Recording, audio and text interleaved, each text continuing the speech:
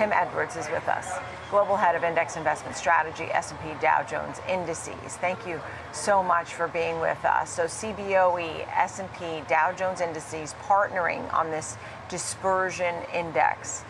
What is this? Why should people be interested? Yeah, that's right. So it's a bit like the VIX, which is a partnership product between CBOE, an options exchange, and S&P Dow Jones Indices, an index provider. What is it? Why should people care? Well, it's like VIX, it's paramount a measure of market sentiment. But whereas VIX tells you how much, I guess, fear you like there is in the market, the Dispersion Index is about opportunity. So it's a measure of how differently the options market expects stocks to perform from each other. So, for example, you might expect it to be higher ahead of a busy earnings season, lower if everyone's just focusing on the Fed.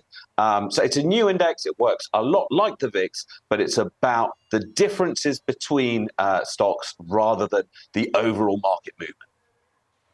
So it supports the strength of the S&P 500. So this is a look ahead over the next month or so, and the likelihood based on their own charts of how well it could do, right?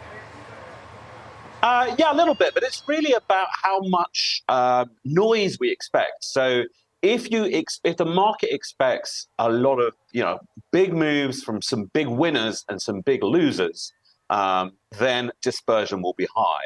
If the market expects everyone to swim together, could be swimming up, could be down, then dispersion will be low. So it's about the spread. It's about the breadth of the opportunity in single stocks in the S&P 500 rather than the direction. Right.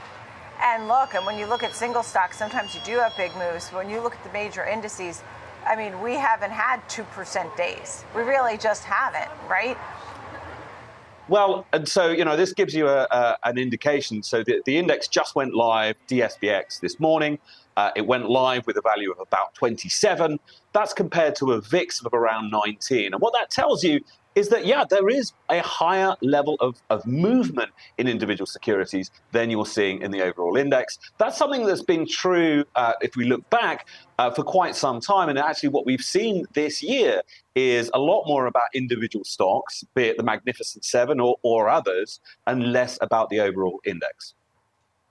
I mean, there'll never really be at parity, I don't think, because dispersion, if it's representing those individual stocks, which are going to be, you're always going to have the high flyers or the big loser, and whereas the indices are a basket of stocks and sort of hedge on volatility, right? They take away some of the volatility. So there's diversification. We'll see, yeah, exactly. Yeah, you'll have diversification. So DSPX will always have will be more elevated, right? Your intuition is absolutely bang on, but there is one qualifier.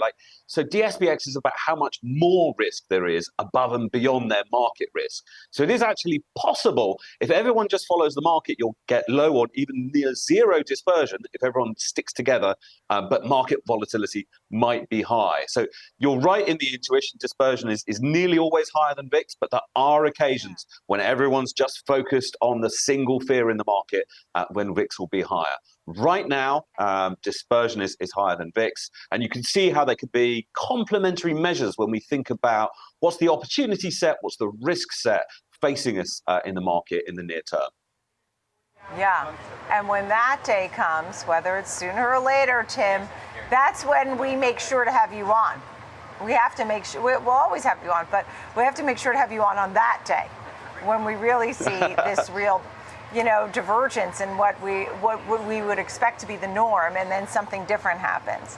All right, Tim Edwards, S&P Dow Jones Indices. Thank you so much for being with us, Tim. Yeah, this is great. Thank you.